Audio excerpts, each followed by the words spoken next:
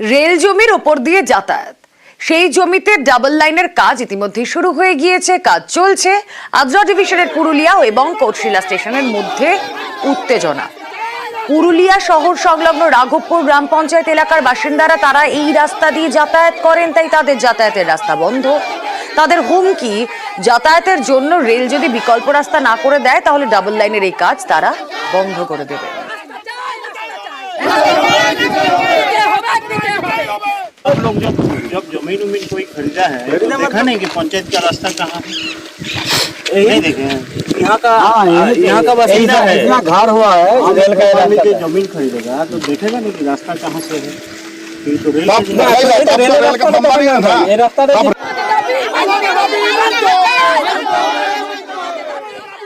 আমাদের রাস্তা বন্ধ হয়ে গেছে, আমরা যাতায়াত করব কোন দিকে? আগে রাস্তা করুক, তারপরে রেল রাস্তা করুক, তবে তোমার রেল পৌঁছাইতে দিবে। আমাদের আগে রাস্তা চাই। রেলের অনেক জায়গা পড়ে আছে, সেই জায়গায় যদি আমাদের কানেক্টিং রাস্তা না দেওয়া হয় এলএইচ পর্যন্ত আসার জন্য, তাহলে এত বড় একটা সারাউন্ডিং এলাকার মানুষ বন্দী হয়ে যাবে। আমাদের রাস্তা করে দেওয়া হোক। আমরা আইনতভাবে সমস্ত কিছু জানিয়েছি, যদি রাস্তা না হয় তাহলে আমরা বিকল্প বৃহত্তর আন্দোলন, এবং সেই আন্দোলনে আমরা চরম পর্যায়ে আমাদেরকে যেতে হবে। ইন্দ্রজিৎ মণ্ডল প্রতিনিধি রয়েছেন আমাদের সঙ্গে। ইন্দ্রজিৎ, যেভাবে হুঁশিয়ারি দিচ্ছেন তারা, যেভাবে হুমকি দিচ্ছেন তারা, যে যদি তাদের জন্য বিকল্প রাস্তা না করে দেওয়া হয় তাহলে তারা ডাবল লাইনের কাজও বন্ধ করে দেবেন। দেখো রুমেলা, একেবারেই তাই। তার কারণ পুরুলিয়া কোটশিলা রেলপথে ডাবল লাইনের যে কাজ শুরু হয়েছে তাতেই চরম সমস্যায় পড়তে হচ্ছে পুরুলিয়া শহর সংলগ্ন রাঘবপুর গ্রামের একাংশের বাসিন্দাদের। তাদের চণ্ডীতলা লেন, রাঘবপুর পল্লী, শান্তিপুর পল্লী এবং কর্পূর বাগানের একাংশের মানুষের রাস্তা কার্যত বন্ধ হয়ে যাবে। ডাবল লাইনের কাজ সমস্যা তৈরি হয়েছে এবং তারা রেলের কাছে দাবি করেছে যে বিকল্প রাস্তা তাদের তৈরি করে দিতে হবে। এদিকে এর মাঝে যে আন্ডারপাস আছে সেই আন্ডারপাস অব্দিও কিন্তু তাদের যাওয়ার রাস্তা থাকবে না এই ডাবল লাইন কাজ যদি সম্পূর্ণ হয়ে যায়।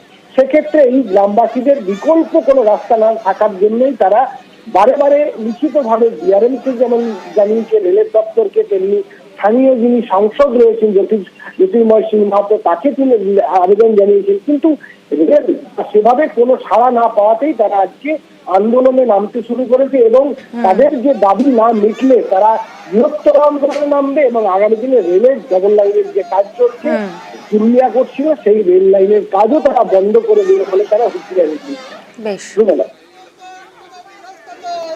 আমরা যে রাস্তায় পারাপার করতাম সেই রাস্তায় রেল ডবল লাইন করার জন্য নিয়েছে। ঘর থেকে বেরোবার, ছেলে থেকে স্কুল পৌঁছাবার, কারো যদি কোনো কিছু হয় হসপিটাল নিয়ে যাওয়ার মতো রাস্তা নেই।